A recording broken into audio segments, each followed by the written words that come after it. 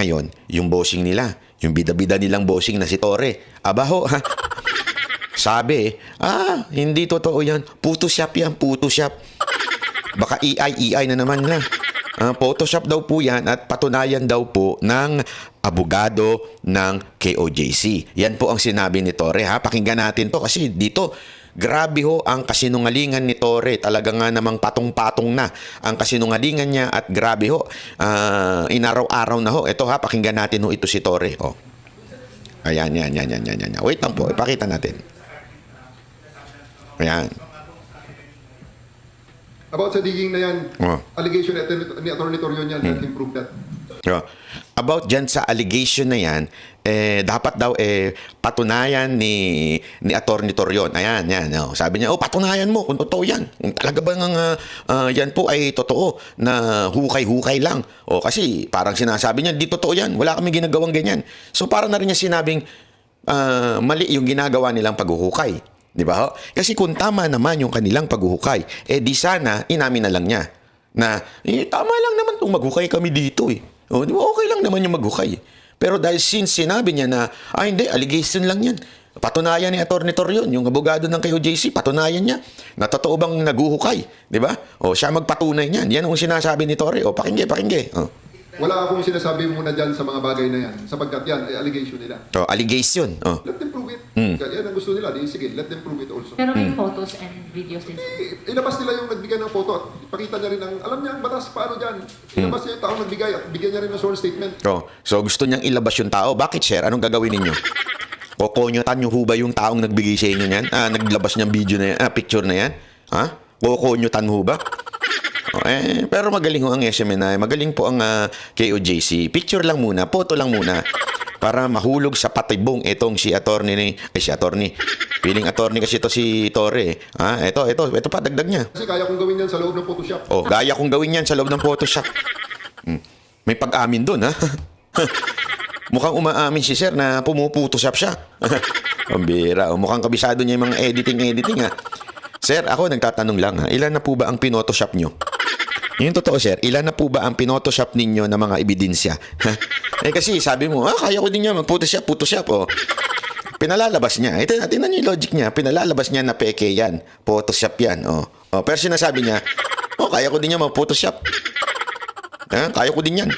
So, ibig sabihin, alam mo naman natin yung Photoshop, di ba? Yun ay programa ho. Yun sa mga hindi ho nakakalam, hindi ho mateki. Yun ho ay isang program sa isang software na sa computer na kung saan na-edit no yung mga bagay-bagay. So, ibig sabihin, sinasabi nito ni Torre, kaya ko din yan. Inaakusahan mo na peke yan. Pero sinasabi mong kaya mo rin yan. Ibig bang sabihin, sir? Yung mga nakaraan nyo, may na-Photoshop na kayo. Di ba? Ano kaya kita niyo yung logic ni Torre. Sabi nga nila, the abundance of the heart, the mouth speaks. Kung anong laman ng puso mo, yun talaga lumalabas. So, kaya ko rin yan, Photoshop. For clarification, so sir, no clarify nung media pa, ha? excavation, no digging. No excavation o no digging. Hindi ko sinasabi kung ano man dyan regarding sa diggings na yan dahil yan ay nilabas ni Atty. Torion. Let him prove it. Let him prove it, ha? Yan ngayon ang banat ho ni Torre. Pero alam mo, diyan siya nagkamali. Alam mo, si Atty. Torion din po yan diyan sa JMC, yung kolehiyo diyan, may law school diyan sa loob ng KOJC. Malupit na abogado ito. Talagang sobrang lupit na abogado nito. At wag na wag kang mag-aakusa o magcha-challenge na sa tingin mo hindi kayang patunayan ng isang abogado. Bakit kanyo? Kasi pinatunayan ho yan. Pinatunayan ho yan ni Atty. Torion, ha? Tingnan ninyo ginawa niya. Alam mo ginawa niya, isang araw. Pumunta ho siya doon. Isinama niya media para patunayan na hindi sila pinapapasok, ang mga taga KOJC, hindi pinapapasok. Maging abogado ka pa, maging media ka pa, hindi sila papapasukin. Ito ha, pakita natin yan bago natin ituloy itong si General Diwata. Ha? Hindi pala yan. Sorry naman. Iba. Ito pala. Mamaya na yan. General Torre, I'm accepting your challenge. No? Allow us access to JMC basement. Ilang araw na ako nagre-request sa inyo ng confirmation kung totoo ba yung hukay na yan. Hanggang ngayon, hindi kayo nag-answer. Nagpadala na ako ng demand letter. Nagpo-post na ako sa Facebook. Ngayon, kung hindi totoo na mayroon yang mga mina-mina na ginawa ninyo dyan, bakit ayaw ako papasukin? Kawawa itong mga pulis na nandito. Oh. So, eto ha, tingnan ninyo. Marami pong hinarangan ang mga kapulisan dyan sa loob ng KOJC. Ang KOJC kasi it's a big compound. Consists of different, merong yung mga nandun yung helicopter, nandun yung mga sasakyan, mga motor, nandun yung JMC yung eskwelahan, at meron din dyan yung katedral kung saan sumasamba yung mga taga-KOJC. Ang sinarado ng mga kapulisan, as far as I remember, nung huli akong punta dyan, ay yung katedral at itong JMC yung basement. No, ang tanong, kung ikaw matalino ka, General Torre, kung ikaw ay matalino, bakit kaya ang pinuntahan ni Atty. Torion yung basement sa JMC? Alam mo kung bakit? Kasi alam namin kung asan talaga yung basement. Yun ang katotohanan. Alam po nila kung asan talaga yung basement. Kasi remember, may picture na lumabas. Ayan o. Oh, yung picture na lumabas na yan, may pinanggalingan yan. Di ba? May pinanggalingan po yan. So, ibig sabihin, kung kanino man ang galing yan, na gusto mo i-booking kung sino kasi baka parusahan mo o di ka disiplinahin mo, yung picture na yan, yung source niyan, sinabi kung saan yan. Kaya nga tingnan mo si Atty. Torion, alam niya kung saan siya pupunta. Di ba? Alam niya kung saan siya pupunta at pinapakita niya na ayaw ninyong papasukin. Pinapatunayan na tinatago ninyo na naghuhukay kayo. O, tuloy natin to pakingge. Ang babata pa nito. Oh. Thank you, attorney. Salamat. Oh. Hindi kami pasukin. Pang 11 days na ngayon. 8 araw na sila. Of the 11 days, on the 3rd day sila naghukay. Pang 8 araw na ito dito. At saka ang lalim na ng kanilang hinukay, 8 meters na, nakakasira na ng structural stability ng aming JMC building. Hindi na ito tama. Ang dala nila, arrest warrant lang. Ang arrest warrant, hindi yan lisensya para gawain na lisensya na para mag-conduct ng intrusive search. Mali yan. Yung mga pulis na yan, na kawawa naman, mga ordinary ranking policemen, yan pa ang ginagawa ngayong parang human barricade para hindi kami makapasok dito. Yo, ayan. So, 'di ba, challenge ni ni Diwata ay ni General Torre, challenge niya. Ito, pumayag si Atty. Torion, pinuntahan. Oh, kita nyo. Okay?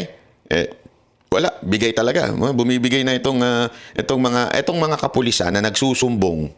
Isipin nyo, saan manggagaling yung picture? Sige, kung kayo matalino at magaling kayo, 'di ba? Sa tingin mo, General Torre, saan ang galing yung picture? Sa mga taga-KOJC? Hindi. Sa bata mo.